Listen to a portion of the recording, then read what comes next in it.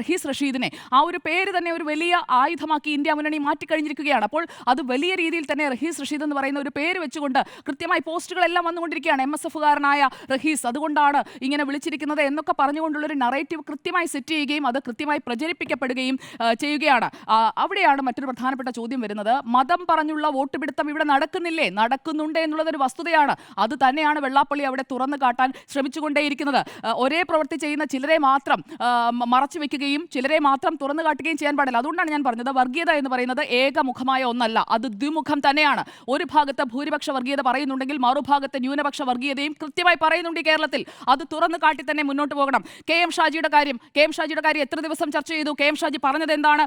മതമാണ് പ്രശ്നമെന്ന് പറഞ്ഞയാളാണ് K M Shaji.